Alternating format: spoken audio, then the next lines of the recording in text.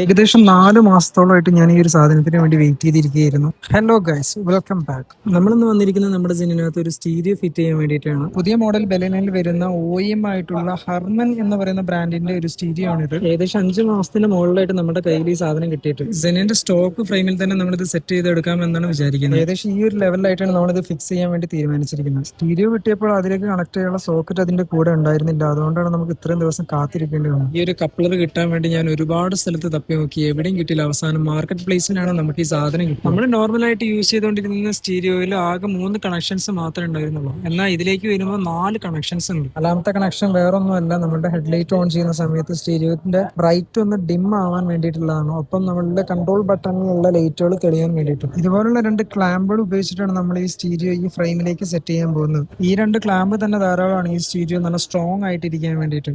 Coupler നല്ല രീതിയിൽ വണ്ടിയിലേക്ക് നമ്മൾ വയറിംഗ് ചെയ്ത് ഇൻസുലേറ്റ് ചെയ്ത് ഫിക്സ് ചെയ്തിട്ടുണ്ട്. ഒപ്പം ഈ കാണുന്ന ഒരു ഹൈ ടു ലോ കൺവേർട്ടർ കൂടെ നമ്മൾ യൂസ് ചെയ്യുന്നുണ്ട്. അഡീഷണൽ സബ് വൂഫർ യൂസ് ചെയ്യാൻ വേണ്ടിയിട്ടാണ് നമ്മൾ ഇത്തരത്തിലൊരു കൺവേർട്ടർ യൂസ് ചെയ്യുന്നത്. അതിന്റെ ഫിക്സ് ചെയ്ത് കഴിഞ്ഞപ്പോഴുള്ള ഒരു ഔട്ട്ലുക്കാണ് നിങ്ങൾ ഈ കണ്ടുകൊണ്ടിരിക്കുന്നത്. ഇത് ഓൺ ചെയ്ത് വരുമ്പോൾ കിട്ടുന്ന ആ ഒരു ഫീലും അത് വേറെ തന്നെയാണ്. ഇതിലേക്ക് നമ്മൾ മെയിൻ ആയിട്ടുള്ള കപ്ലർ മാത്രമേ കണക്ട് ചെയ്തിട്ടുള്ളൂ. അതുകൊണ്ട് നമുക്ക് ഇപ്പോൾ ബ്ലൂടൂത്ത് കണക്ടിവിറ്റി മാത്രമേ യൂസ് ചെയ്യാൻ പറ്റത്തുള്ളൂ. അഡീഷണൽ ആയിട്ട് USB connector, reverse camera, mic adapter എന്നിവ നമുക്ക് യൂസ് ചെയ്യാനായിട്ട് സാധിക്കും. എനിക്ക് ഏറ്റവും കൂടുതൽ ഇഷ്ടപ്പെട്ടത് ഈ ഒരു സംഭവം, നമ്മുടെ പാർക്ക് ലൈറ്റ് ഓൺ ചെയ്യുന്ന സമയത്ത് കൺട്രോൾ പാനലിലെ ലൈറ്റും കൂടി തെളിയുന്നത്. നമുക്ക് എന്തായാലും ഇതിന്റെ സൗണ്ട് ക്വാളിറ്റിയും കൂടി എങ്ങനെ ഉണ്ടെന്ന് നോക്കാം.